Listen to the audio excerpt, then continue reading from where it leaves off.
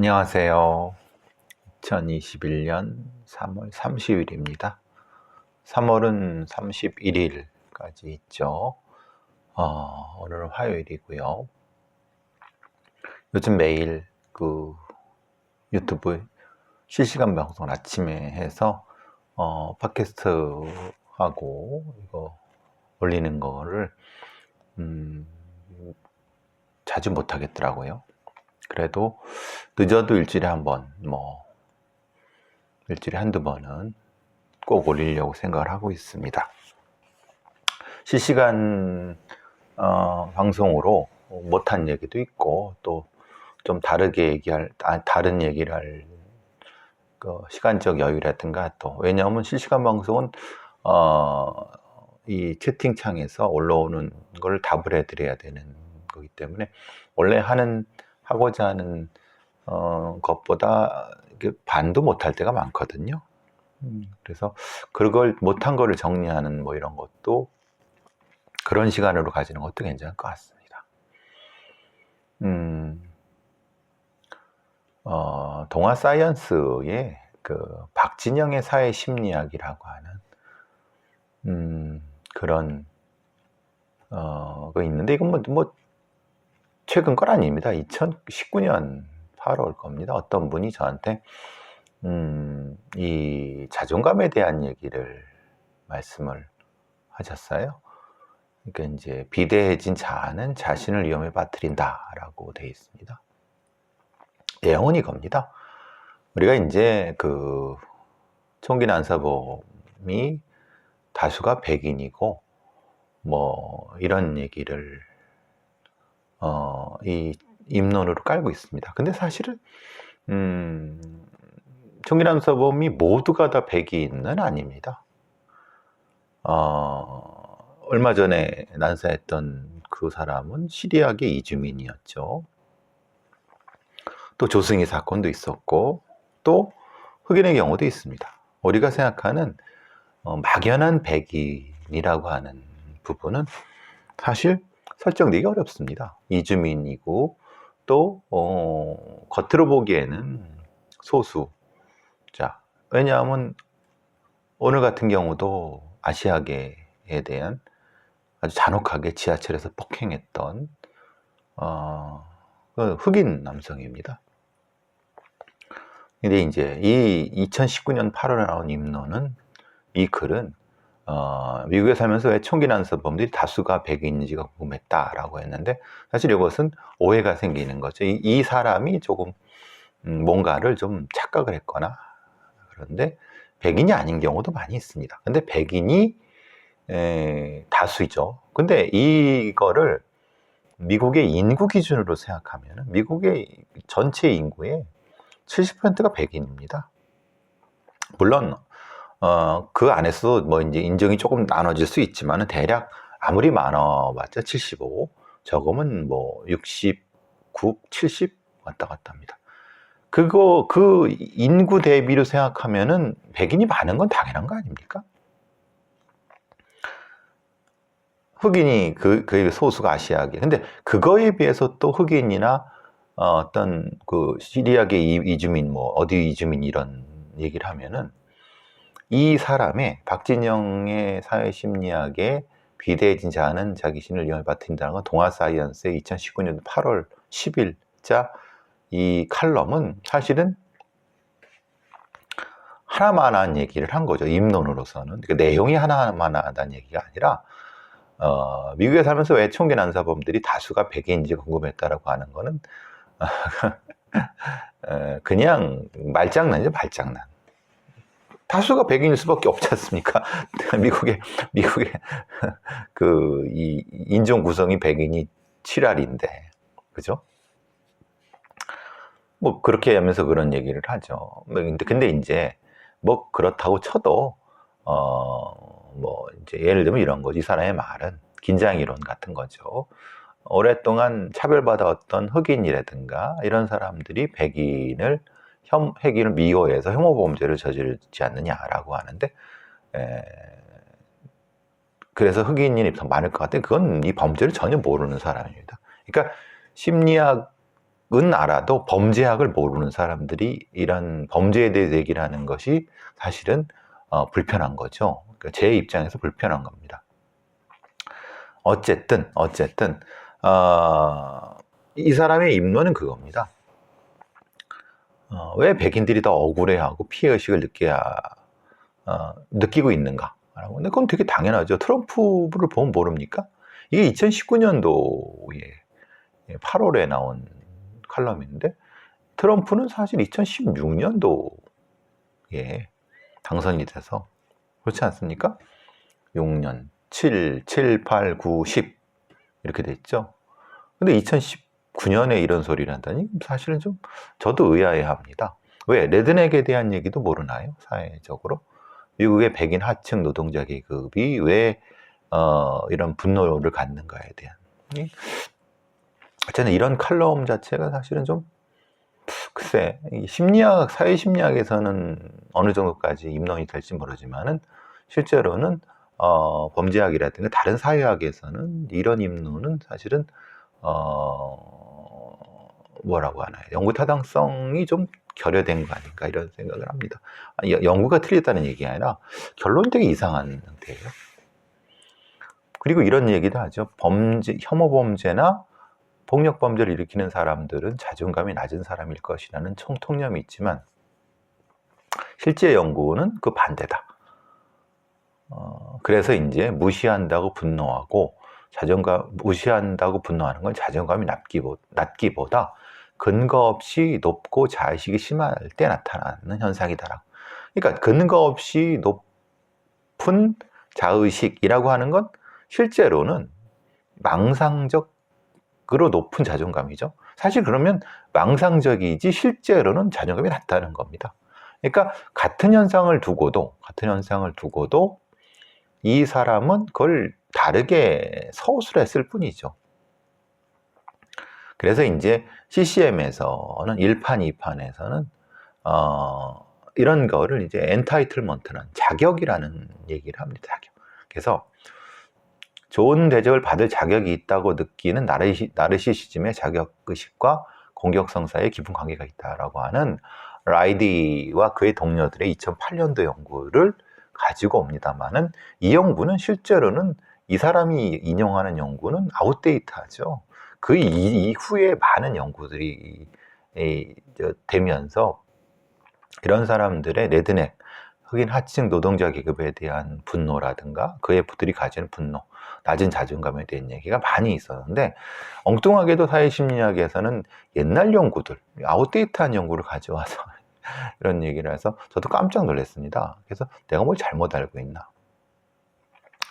포괄적으로 보면은 백인들이, 그러니까 흔히 우리가 쉽게 말하는 백인들이 정확히 말하는 그 백인 하층 노동 계급이 아니면 백인 중산층이라는 이런 사람들이 가짜 자의식, 그러니까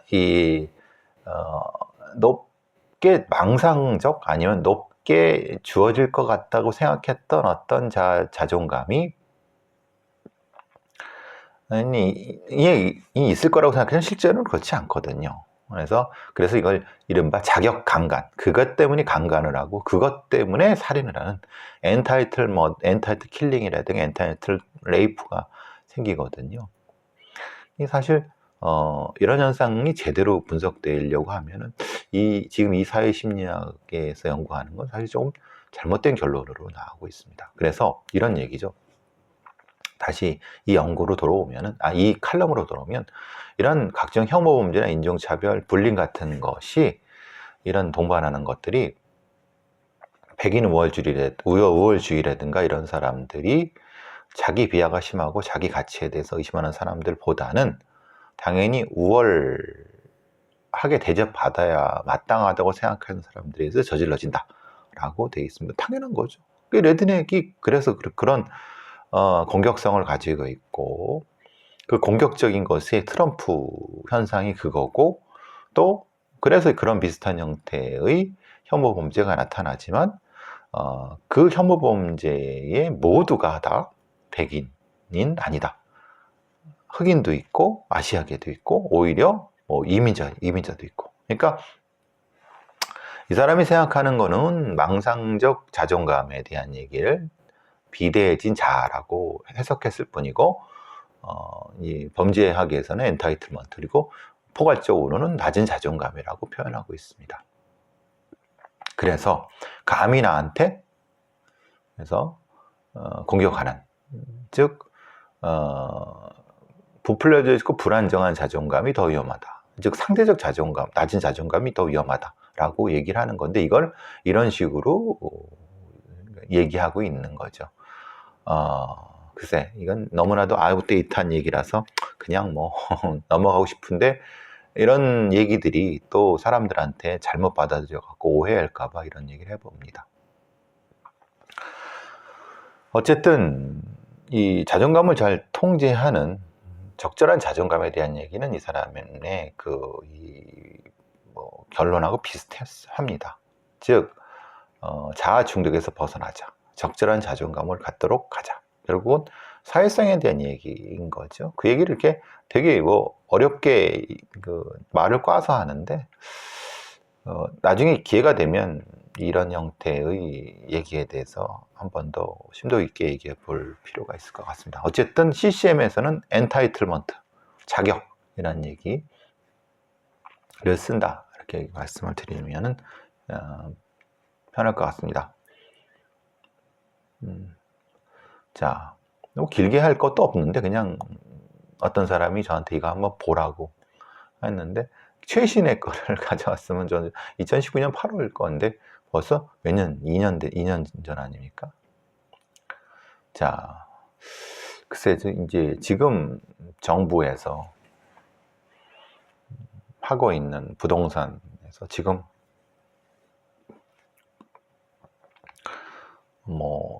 국수본의 수사관을 2배는 늘린다, 수사 인력을, 검찰에 검사 500명 동원한다.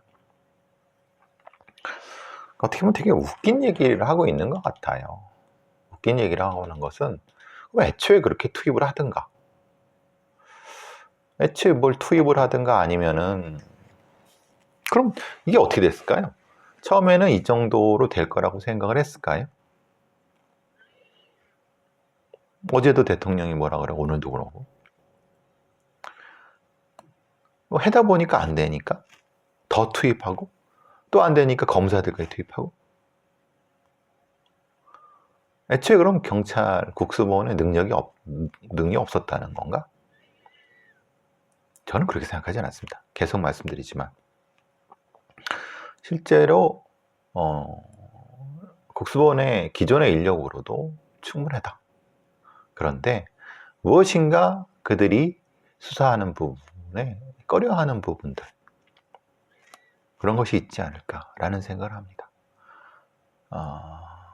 지금 선거에 다가오고 후끈하니까 막 뼈를 깎는 반성을 하네, 다 개혁을 하겠네, 발본색원 하겠네, 그런 소리 해야 되지만, 애초에 그걸 몰랐습니까? 범죄 수익 전액 환수할 거라는데 어떻게, 무슨 법으로? 그럼 소급 입법을 하면 지금 당장 만들든가. 입법도 안 하면서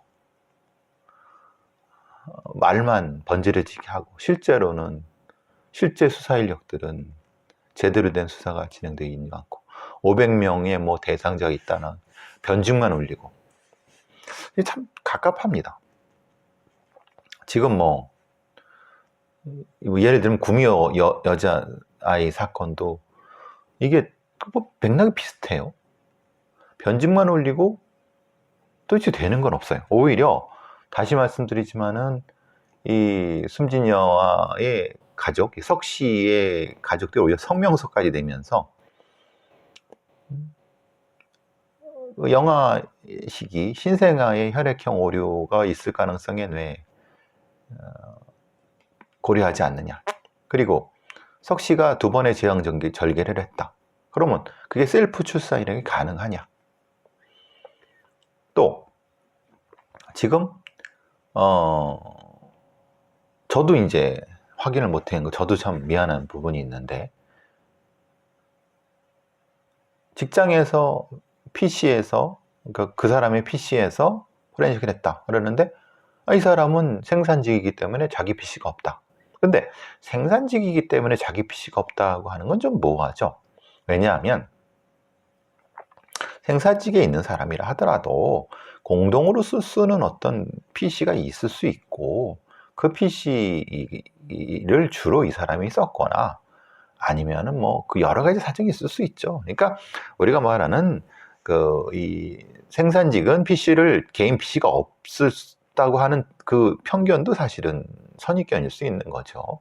근데 3년 전에 이 사람은 실제로는 이석 씨는 개인 PC를 전용으로 할 수 있는 건 없다. 이건 분명히 변호사들의 도움을 받아서 한 내용이겠죠. 왜냐하면 우리가 뭐 예를 들면 이런 거죠. 조국의 정경심 교수의 PC라고 하지만 실제로는 어디입니까? 공용 PC였을 수 있고 여러 가지 가능성이 다 있죠. 실제로 그 정경심 교수의 그 PC, 포렌식 PC가 그 사람 건지 공용인지 건 다시 정확히 확인해 봐야 되는 거죠. 아직은 모릅니다. 최종 판결이 안 났으니까. 근데 지금 이 석 씨 같은 경우도 생산직이라 하더라도 어떤 뭐 그 회사의 사정에 따라서 그 사람이 주로 썼을 수 있는 그 시기에 PC가 있을 수 있는 거고, 사실 포렌식 하게 되면 나올 수 있거든요. 근데 이제 만약에 이 생산직이고 공용이고 주로 그 사람이 썼지만 실제로는 다른 사람도 쓸 수 있다라고 하면 이 셀프 출산이라고 한 건 언론 플레이죠, 쉽게 말하면. 그건 저도 속은 거고. 그러니까 저도 가끔 경찰의 이런 발표를 한 번쯤 걸러서 들어야 된다고 하지만은 저도 이제 일말의 그 믿음이 있기 때문에 이게 이렇게 가끔 속을 때가 있습니다. 결국 이렇게 하면 뭐 체인 오브 커스터디든가 증거 무결성 부분에서는 실제로는 사용할 수 없습니다. 그냥 압박하기 위해서 석 씨를. 근데 지금 석 씨를 이 상태인데 압박해서 그게 말이나 됩니까? 그래서 쓸데없는 짓을 하고 있다. 구미 영화 사건에. 그리고 석 씨가 두 차례 재앙절개, 그러니까 지금 김 씨, 지금 문제가 되는 김 씨와 그의 언니가 하나 더 있습니다. 두 번 다 재앙절개를 했나 봅니다. 근데 그것도 좀 웃기는 거는 20년 전에 재앙절개를 해서 출산을 한 사람이 20년 후에 자연분만이 불가능한가? 이건 또 다른 문제예요. 그죠? 만약에 재앙절개를 했는데 한 2, 3년 안에 다시 재앙절개가 아니라 자연분만을 할 수 있느냐? 이런 문제. 문제는 근데 뭐 아시다시피 사실 재앙절개를 한 번 한 사람은 다른 경우에 자연분만이 어렵다는 걸 우리가 다 알고 있습니다. 왜냐하면 거기가 이제 일종의 절개를 하고 들어가니까. 근데 이것도 정의의학적 판단이 필요한 부분입니다. 근데 일반적인 상식으로는 불가능한 부분이 맞죠. 그러니까 이렇게 되면 결국은 석 씨 가족의 성명서 내용이 더 타당성을 갖는 거 아닙니까? 그리고 지금 뭐 이 혈액형 문제라든가 그 외에 많은 어떤 실제로 찾았어야 되는 증거들이 지금 못 찾고 있는 거예요. 그러면 이거는 도대체 이 사람들은 뭘 하고 있는 건지 조금 계속 의아해하다? 좀 당혹스러운 거죠. 지금 한 5일 정도밖에 안 남았거든요. 다시 정세균 총리의 뼈를 깎는 반성, 범죄 수익 전액 환수라고 하는 이런 검찰 500명, 이 사관의 검사, 수사관, 전담팀, 이런데 참 검사들도 이제 수사권 조정하고 이정권하고 어느 정도까지 척을 지는데 열심히 할 리가 없는 거고, 경찰도 이제 슬슬 눈치 봐서 발 빼고 있는 거고, 국세청 금융위 같은 게 뭐 설레발을 치지만 실제로 눈치 봐서 언론 플레이만 하고 안 하고 결국은 그러면 문재인 정권 물먹이는 일이 되는 거고. 그러니까 영빨이 안 쓴다. 그 영빨이 안 쓰는데 김상조 문제라든가 이런 청와대에 있는 들떨어진 인간들이 결국은 이거 망치는 거고. 이런 상태가 아닐까 싶습니다. 참 어떻게 보면 되게 지금 뭘 이렇게 열심히 싹 잡는다 뭐 이런 거보다는 제도적인 개혁이라든가 아니면 이런 부분 좀 빨리 신속하게 뭐가 되진 않는다 하더라도 제도적으로 뭔가를 할 수 있는 그런 쪽에 집중하는 것이 당면한 선거보다는 그게 더 바람직한 개혁이 아닐까라는 생각을 해봅니다. 지금 그동안 뭐 1주, 2주 그 이상 동안 뭐 국수본 수백 명, 뭐 거의 1000명 넘게 투입하고 뭘 하고 뭘 한다는 좀 나오는 게 뭡니까? 기껏해야 뭐 포천에 뭐 공무원 하나 지금 구속시켰고 지금 뭐 뭘 하고 있다고 하는데 이게 지금 도대체 결과가 뭐가 나온 건지가 지금 의문이에요. 여러분 지금 결과가 뭐가 나오는지 아시는 분 있습니까? 결국 이것은 정권 막바지에 힘 빠진 정권에서 대부분 사보타지하고 있다. 경찰이든 검찰은 당연히 사보타지 할 거고 경찰이든 나머지 공무원 집단에서 왜? 지들도 다 걸려있는 부분이 있기 때문에 그래서 집단적인 사보타지가 벌어지고 있는 것이라고 보는 거죠. 그렇다고 볼 때는 만약에 여권이 살려고 할 때는 뼈를 깎는 반성, 지금 말하자면 여당 국회의원 내에서 땅 투기하고 뭐 의심되는 애들 다 싹 잘라버리고 지금 뭐 열댓 명 이상 잘라도 오히려 더 얻는 게 더 있을 거지 지금 상태로 비정비적해다가는 죽도 밥도 안 된다. 그걸 대통령이 이제 마지막 연도에 걸려갖고 인지를 못하는 것 같아요.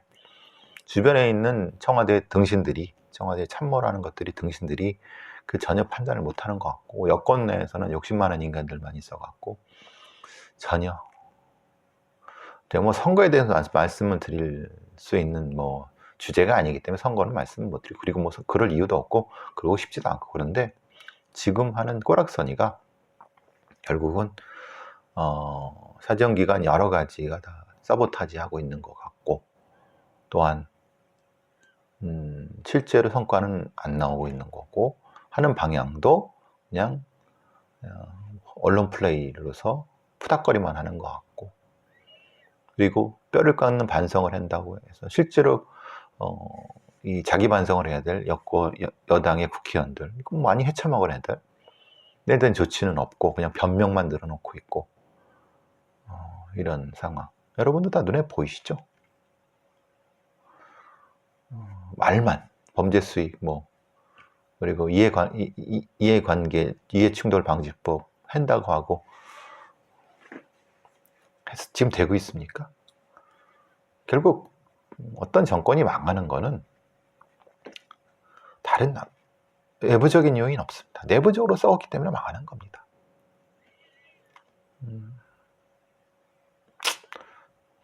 답답하지만 특수본 인력 2배, 국회의원 관련 10명 뭐 지금 얘기하고 있어요. 부당이익 목수, 공무원 94명, LH 35명 이 털었는데 이 정도밖에 안 나온 겁니다. LH 직원이 10,000명이 넘는다는데 겨우 35명 그죠? 공무원 94명 관련된 공무원 시청 구청부터 시작해서 군청 얼마나 많은 공무원들이 연령되어 있는데 달랑 94명? 그것도 많긴 하지만 고위공직자는 달랑 2명 나머지는 다 피라미드 아닙니까? 그걸 국민들이 믿겠습니까? 얘들 또 장난치는구나 라고 하는 거죠. 애초에 특수본 애들을 신뢰하지 않았고 물론 검찰 애들도 신뢰하지 않았습니다. 검찰 애들은 한다고만 뻥치지 실제로는 해다가 말 애들이니까. 근데 특수본은 그래도 조직의 명운이 걸렸기 때문에 열심히 할 줄 알았는데 결국 또 이렇게 허부적거리고 있는 그러니까 고발되고 수사 의뢰된 거 정도만 민원 접수한 것만 대충 뭐 이 정도 하고 있는데 그러니 대한민국이 부패공화국이라고 하는 거 아니겠습니까? 제가 웬만하면 이런 얘기는 안 하려고 했는데 너무 하는 꼴이 꼴 같지 않아서 참 답답해서 결국은 뭐 그런 거지 않습니까? 정부 지시에 부동산 수사 인력 확대했는데 파이낸셜 뉴스 늑장 대응 다 알고 있는 거죠. 네? 검찰 내부에서는 이미 다 뒷북 치고 있구나 라고 하는 거고, 국회의원 10명 한다고 하지만 실제로는 뭐 다 알고 있는 거죠 사실.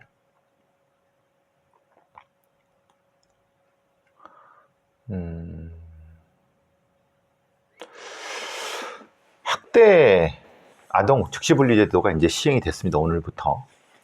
근데 이제 우려가 계속 나오죠. 왜냐하면 뭐 아시다시피 자치단체마다 전담 공무원과 보호시설이 없다. 그러니까 학대 아동을 분리를 어떻게 할 거냐, 어디에 할 거냐. 그러니까 경찰이 며칠 전에 25일 날 충남 서산에서 6살 아들을 때려서 붙잡힌 부모가 있는데 임시로 떼어놨어요. 법원의 분리보호 결정은 다음 날에 이루어졌어요. 근데 문제는 얘들을 어디로 보낼 거냐. 쉼터나 위탁가정이나 쉼터가 없어. 그럼 다른 지자체를 보내야 돼. 근데 다른 지자체를 보낸다고 하면은 거기는 받아줄 거냐 이 말이죠. 대전 같은 경우는 5개 구가 있는데 4개 구가 전담 공무원 자체도 없고, 충남 같은 경우는 15개 시군 중에서 천안하고 아산 빼고는 아예 없거나 한두 명이에요. 그런데 누가 그걸 분리를 판단합니까? 경찰이 합니까? 아동학대 전문 전담 공무원이 한다고 되어 있잖아요. 그러면 눈에 보이라고 해도 아니 그냥 해는 신용이라도 하려고 하면 있는 다른 사회복지 공무원을 데려다가 쓰든가, 아니면은 임시직이라도 쓰든가. 그도 안 하는 거예요. 그도 안 하면서 이제 이 분리제도는 이제 법적으로 30일 날 하라고 해야 돼요. 오늘 돼 있어. 어떻게 하라고? 세종시 아동학대 전담 공무원이 인터뷰를 했는데 이렇게 안 하려고 한다. 근데 자기도 그냥 강제로 배치받아 왔다. 근데 이 업무의 전문성도 없고 이게 뭔지도 모르고, 아니 그러면은 인사혁신처 같은 데서 인력을 긴급으로 받아서 말하자면 정치인들 좋아하는 특별법이나 특별 형태의 인력 배치를 받아서 지금 하고 있는 아동보호 전문기관에 있는 민간원들을 임시로 공무원을 쓰든가. 그도저도 안 하고 그냥 한다고 하니까 지금 이 권덕철 보건복부 장관이 그냥 하는 신용하려고 현재 격려를 했대요. 이게 웃기는 거죠. 왜? 인력도 없는데 이따위로 행정을 하니까 맨날 허브적거리는 거 아닙니까? 맨날. 누가 그러면 현장에서 누가 결정을 할 것이며, 쉼터로 보냈을 때 그 아이를 돌볼 수 있는 프로그램은 있느냐, 전문가가 있느냐. 그때 부모가 쌩 난리치면 어디까지 제어하고 어디까지 조치를 할 것인가, 그런 얘기들 구체적으로. 시행날은 오늘 시행돼요. 오늘.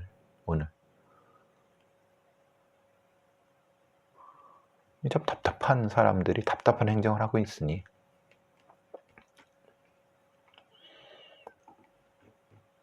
국립소방병원이 이제 첫걸음을 뛴다고 하네요. 이것도 언제부터 얘기됐던 건데, 그나마 이제 뭐 발걸음을 뛴 게 다행이다라고 생각도 하겠지만, 국립소방병원의 설립위원회가 특수법인 형태로 출범했다고 소방청이 밝혔는데, 재난 현장에서 신체 정신적 위험에 노출돼 부상과 트라우마를 겪는 소방관을 전문으로 치료 연구하는 종합병원으로서 1,401억을 들여서 음성군 맹동면에 뭐 3만 제곱미터니까 얼마입니까? 그러면 만평이죠. 말하자면 지상 5층, 지하 2층, 300병상 정도면은 병상 규모로는 적지 않습니다.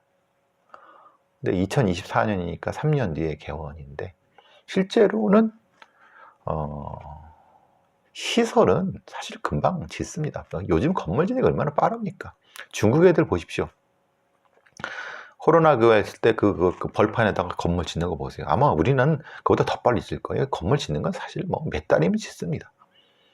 그리고 뭐 장비 같은 거 돈만 들이면 금방 착착착 넣죠. 그거 뭐 어렵습니까? 근데 문제는 인력, 또 고급 인력. 말하자면 화상 전문, 그리고 트라우마 전문. 그리고 그 사람들이 거기서 안정적으로 일을 할 수 있도록 인프라 구축. 음성에 갔다가 그걸 벌어두면 음성 주변에 그 사람들 일할 수 있는 사람들의 어떤 주변 여건 같은 거. 그리고 이 경우 같은 경우는 병원을 이제 일종의 이 공공 의료 인력이죠. 공공 의료 인력으로 형태의 상급 종합병원 형태로 만들어야 되겠죠. 근데 의사협회 놈들이 이걸 인정해 줄 거냐? 즉 말하자면 이건 소방 전문 병원으로서 화상 치료라든가 아니면 트라우마 치료라든가 이런 걸 전문적으로 하고 그들의 인턴십 그리고 레지던트 그러니까 전문의 과정을 신설도 하고 거기서 자체적으로 관련 인력들을 교육시킬 수 있는 그런 쪽까지 이 국립소방병원에서 좀 만들어내야 됩니다. 공공의료죠, 실제로는. 이거를 민간에서 하기가 어렵죠, 실제로는. 그런 쪽으로 더 진행이 돼야 된다. 지금 그냥 말하자면 소방관을 대상으로 한 치료 정도 한다는 것에 넘어서서 소방과 관련된 소방 구조와 관련된 의료 인력도 만들어낼 수 있는 그 주변 인력도 만들어내고 그걸 전문화시킬 수 있는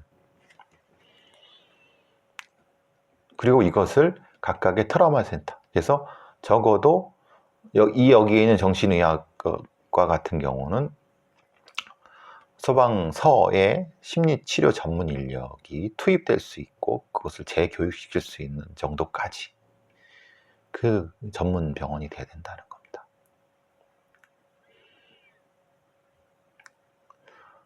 사실 거기까지 생각을 했는지 모르겠어요. 사실 그게 저는 뭐 전혀 그런 생각을 안 할 거라고 생각하는데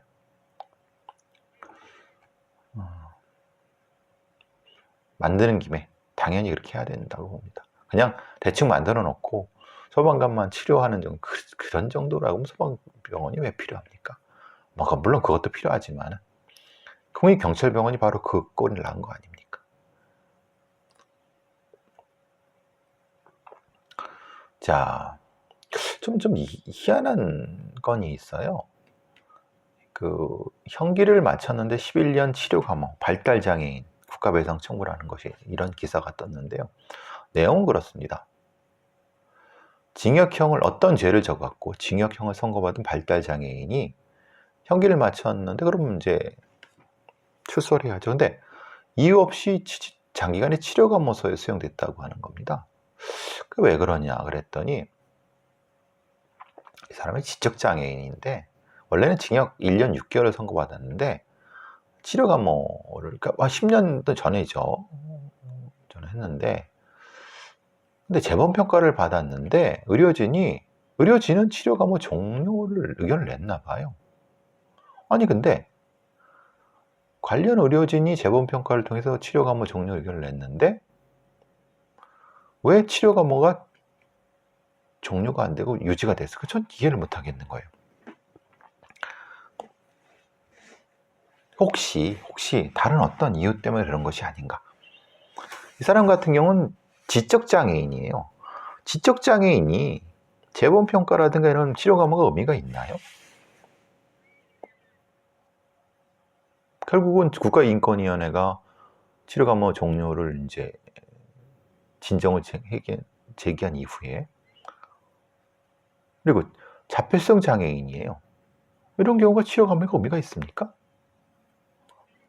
그러니까 결국 이건 뭐냐면 정신적으로 사실은 교도소에 넣으면 안 되는 사람을, 그러니까 애초부터 치료 감호 쪽으로 해야 되는 사람을 교도소에 넣어서 굉장히 불안하게 악화시킨 상태에서 다시 이제 이 출소시키려고 해 보니까 상태가 굉장히 안 좋거든요. 그래서 치료를 시켰는데, 만약에 그때 치료를 시켜서 내보내게 되면은 상당히 더 위험해질 수 있기 때문에, 아니면 자기네들의 지금 잘못된 어떤 행영을 은폐하기 위해서 그럴 가능성도 있고. 근데 이 앞에 얘기했던 지적장애인 같은 경우는 좀 이해가 안 되는 게, 의료진이 이 사람은 실제로는 지적장애를 가지고 있고 그렇기 때문에 치료 감호 종료 의견을 냈으면은 보통은 석방이 돼야 되는 거거든요. 근데 그 이후에도 11년 동안 치료 감호소에 했다는 게 도대체 이해가 안 돼. 그러니까 뭔가 교정 행정이나 치료 감호 행정이 엉망이라는 거죠. 실제로는 거기서 뭔가 잘못된 뭐가 있었다는 거예요. 즉 애초에 이 사람이 교도소에 가면 안 되는데 거기를 갔다는 얘기가 되는 거고. 그래서 저는 이 기사를 보고, 하긴 대한민국의 교정행정에서 그런 부분을 제대로 평가를 할 수 있는 전문가가 그 안에 있는지도 사실은 의문이 되는 거죠. 실제로 이 교도소에 가면 안 되는 사람을 보내고, 실제로는 교도소에 오랫동안 가둬야 하는 그런 인간들은 쉽게 내보내고, 뭐가 좀 잘못됐죠. 결국은 지금 이런 문제가 생기는 거죠. 지적장애인이나 발달장애인을 교도소에 넣으면은 제대로 된 치료가 안 되면 악화돼서 나오죠. 그럼 그 악화돼서 그 정도쯤에는 실제로는 손을 못 댑니다. 근데 우리가 아는 것처럼 우리나라의 교도소는 암이 걸려도, 예를 들면 뭐 돈 있는 놈들이나 쉽게 빠져나오지, 권력 있는 놈들이나 권력하고 힘없는 사람들은 그냥 거기서 죽을 때까지 있다가 나오는 거죠. 얼마 전에 뭐 다리가 절단돼서 나오는 썩어갖고. 결국은 그 문제는 외부 감시의 문제, 교정행정에 대한 폐쇄주의, 이 문제가 아닐까 싶어요. 결국은 우리가 범죄자를 처벌하는 거 중요하죠. 근데 진짜 범죄자를 처벌해야죠. 실제로는 처벌할 필요도 없는 사람을 범죄자로 만들어서 교도소에 넣어놓고 그 인원으로 교도소가 운영돼서 교도소 공무원이 살아남는 방법으로 운영되면 안 되죠. 아시다시피 지금 제가 뭐 5만 얘기했죠. 15,000, 3만 얘기했고, 실제로 2, 3만 정도는 교도소에 있을 필요가 없다. 오히려 교도소에 들어가야 될 놈들이 몇 천이 바깥에 있는 거. 그래서 그럼 한 적정 인원은 지금의 반, 한 2만 5천 정도다. 그럼 교도소에 사실 갈 필요 없고 벌금형이라든가 이런 것을 해야 될 사람들은 내보내야 되는 거고, 그리고 치료해야 될 사람은 치료를 해야 되는 거고, 실제로 교도소에 넣어야 되는 놈들은 넣어야죠. 그거를 누가 평가하느냐? 그거를 말하자면 교정을 담당하는 그쪽에 있는 사람들이 평가하면 안 되는 거죠. 그걸 계속 잘못을 반복해 왔는데 또 반복하는 거 아닙니까? 그럼 그걸 다른 외부의 전문가라든가 아니면 이런 외부 감시 이렇게 돼야 되는 거 아닙니까? 그게 안 되니까 결국은 이런 문제가 발생하는 거죠. 아직도 도대체 그 안에서 무슨 일이 벌어진지를 모르죠. 많은 인권 단체에서도 문제 제기를 하지만 제대로 된 그 내부의 그런 일들은 밝혀지지 않고 있어서 안타까울 때가 많이 있습니다. 이런 사건이 있네요. 짝사랑 공무원 사내연애 여후배 집 창문서 성관계 소리 녹음. 첫 번째 뉴스원 기사인데, 전 짝사랑 공무원이라고 하는 것은 동의할 수 없습니다. 이건 스토커입니다. 그죠? 그럼 스토커 공무원, 짝사랑 빙자, 이렇게 해야 되죠. 그러니까 지금 이 뉴스원의 기자도 도대체 개념이 없는 기자인 거죠. 그러니까 기자가 이겁니다. 기자가 이런 기사를 썼습니다. 같은 직장에 다니는 짝사랑하는 후배의 뒤를 쫓아가 집 안에서 나는 소리를 녹음하려 한 공무원이 집행유예가 선고됐다. 생각해 보십시오. 정상적인 인간이 그 사람의 뒤를 쫓아가서 그 사람 집 안에서 나는 소리, 그게 이제 아마도 그 다른 사람과 성관계하는 소리죠. 그거 아니 그 안에서 성관계를 하든 말든 그건 그 사람의 자유죠. 그죠? 근데 그거를 휴대폰을 대고 찍으려고 했던 게 이게 정상입니까? 이거 스토커 아닙니까? 근데 이걸 이 기자는 짝사랑하는 후배의 뒤라고 아예 개념 규정을 했어요. 이게 짝사랑이라고 생각하는 기자 자체의 머리가 잘못된 겁니다. 스토커죠. 이런 사람들이 어떻게 기자를 할 수 있습니까? 참 답답한 거죠. 어쨌든 만약에 이대로 그냥 기사가 계속되면은 이 사람은 말 그대로 내가 그냥 짝사랑했는데 욱하는 심정에 그 사람 녹음했다라는 쪽으로 기소가 되는 겁니다. 수사가 되는 거죠. 아니 그게 아닙니다. 이건 스토커입니다. 이게 스토킹 방지법이 통과가 됐지 않습니까? 그럼 스토킹으로 처벌해야죠. 근데 물론 이건 스토킹 방지법이 제정되기 전, 바로 하루 전, 며칠 전이기 때문에 2019년도 9월이니까 그렇지 않다 하더라도 스토킹 방지법이 제정된 이유가 애초에 이건 스토커라든가 이런 쪽으로 처벌을 못하니까 주거침입이라든가 이런 혐의로 한 거 아닙니까? 그럼 스토킹 방지법이 제정이 됐으면 그런 쪽으로 기사가 나와야죠. 어쨌든 통신비밀보호법 위반, 주거침입죄로 이건 스토커입니다. 악질적인 스토커죠. 그리고 이 경우는 아마도 소리에 각성되는, 성관계 소리에 각성되는 성도착증도 있을 수 있습니다. 그러니까 이건 전적으로 그 사람 가해자의 주장입니다. 같은 직장 후배를 짝사랑해 오다가 전적으로 자기 얘기죠. 자기 망상 아닙니까? 근데 지가 이렇게 짝사랑했지만 사실은 그 사람은 다른 애인이 있었던 거예요. 그죠?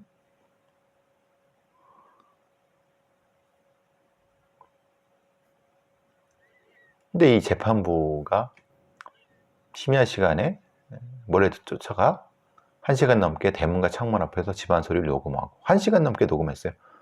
뭐 짧은 시간도 아니에요. 그리고 그 사람들한테 녹음 사실을 구체적으로 언급해서 그리고 협박한 거 아닙니까? 그죠? 그리고 합의도 안 됐어요. 그랬는데 왜 집행유예가 나왔냐 그랬더니 판사의 판결이 좀 가관입니다. 피해자한테 용서받지 못했다. 왜? 합의가 안 됐으니까. 그런데 범행을 인정하고, 제가 늘 말씀드렸지 않습니까? 범행은 다 인정합니다. 왜? 증거가 있잖아요. 그리고 검사나 수사관 앞에 당연히 인정을 하죠. 이 증거가 있는데 그 인정한 게 왜 감형입니까? 그러니까 인정하지 않으면 가중하는 건 이해할 수 있어요. 근데 범행을 인정했다고 감형하는 거는 이건 대단히 뭐가 잘못된 거 아닙니까? 이런 판사들이 대한민국 판사라니. 또 통신비밀보호법 위반 보면 미수예요. 무슨 미수예요?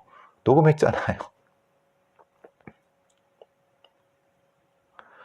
즉 휴대전화 창문에 휴대전화를 대고 주거지 창문에 대고 소리를 녹음을 했잖아요. 근데 제대로 안 됐잖아요. 솔직히 말하자면은 녹음을 했는데 기계가 고장나서 못했다라고 하면 못한 거예요. 근데 녹음을 했는데 소리가 녹음이 안 됐어요. 그 파일은 있는 거예요. 그러면은 녹음을 된 거죠. 기수죠.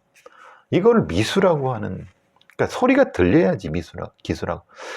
그러니까 이 재판사 도대체 검사도 참 이상한 사람들이에요. 이런 사람들이 대한민국에 사고를 맡고 있다는 게 참 아쉽습니다. 스토커 범죄의 본질도 모르고 판결의 방향도 엉망이고 거기다 집행유예면 참 이런 범죄자도 끔찍하지만 이런 범죄자를 수사하는 애도 기소하는 애도 재판은 참 깝깝합니다.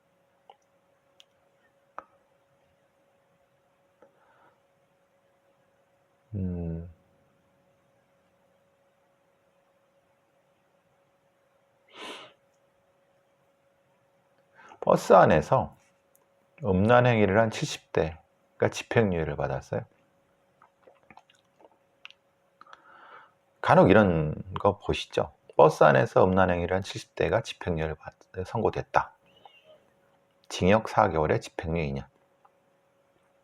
지난해 6월 다수의 승객이 승차하고 있던 시외버스 안에서 창가 좌석에서 성기를 꺼내 음란행위,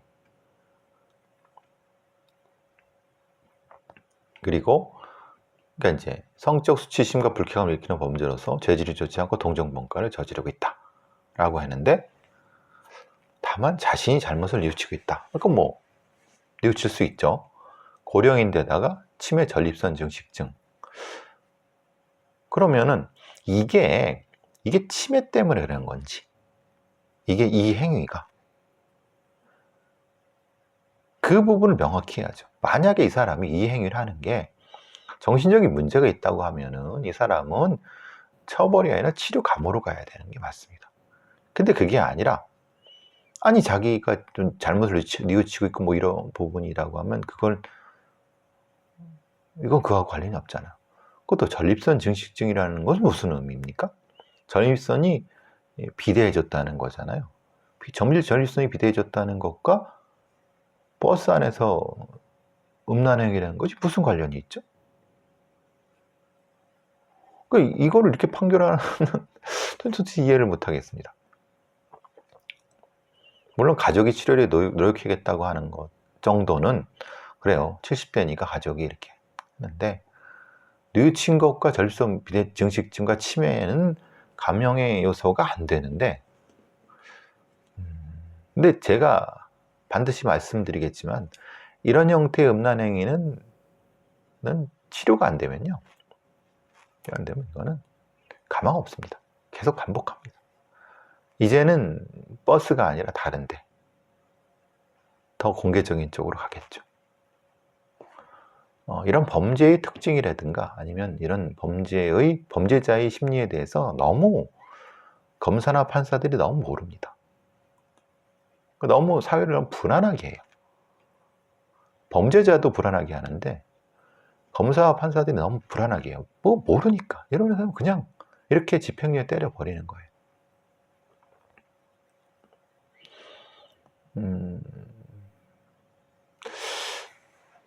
예전에 이건 좀 범죄 얘기는 아닌데 이런 건이 있네요. 일타 강사라고 들어보셨습니까? 노량진에 가면 무슨 공무원 단기간 수업을 해준다고 하는 무슨 학원이 있고 많이 있습니다. 근데 여기서 이제 전쟁이 벌어지는 거예요.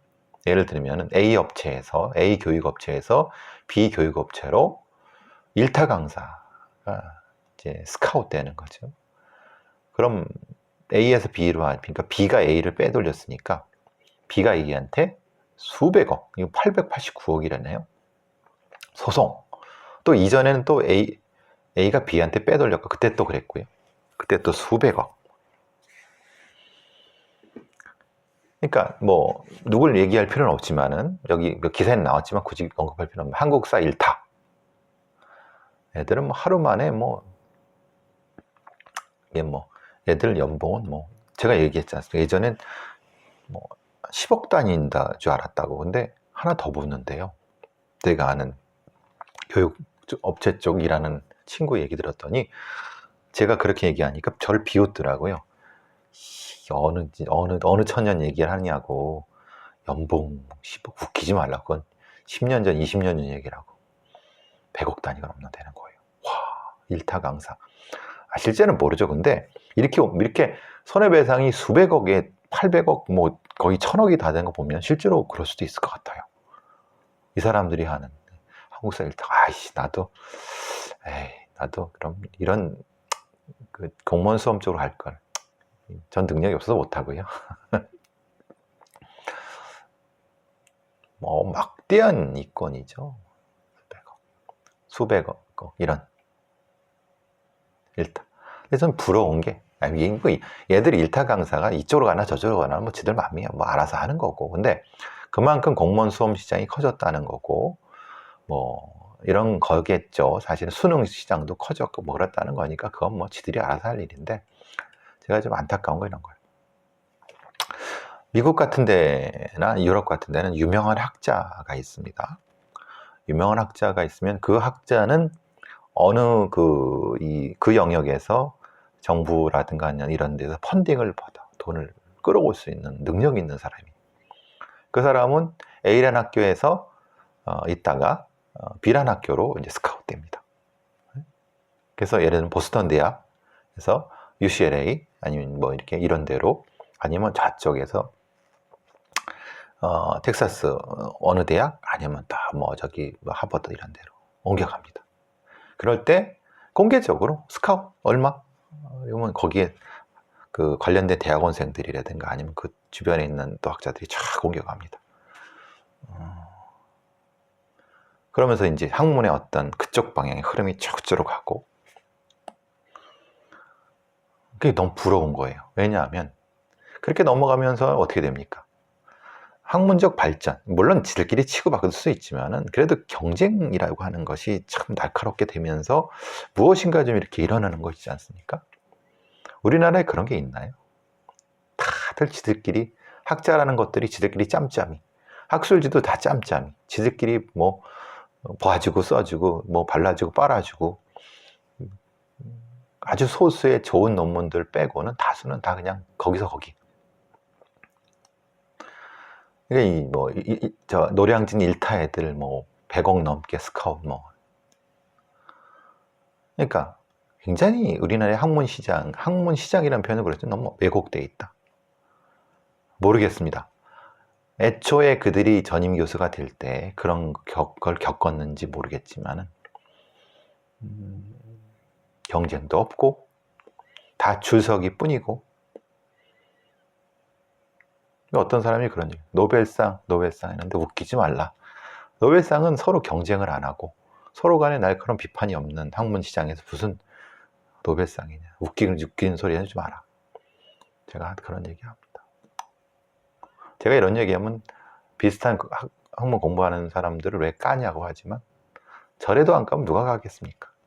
그 안에 있는 애들이 까겠습니까? 지들끼리 먹고 살기 바쁜데.